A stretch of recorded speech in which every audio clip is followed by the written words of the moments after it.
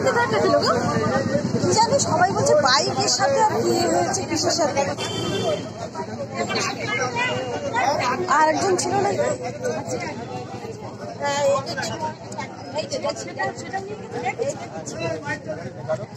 একজন ছিল, একজন ছিল না, গাড়িতে দুজন ছিল।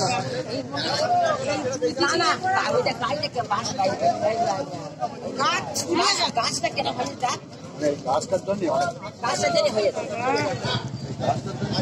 গাছটার জন্যই হয়েছে।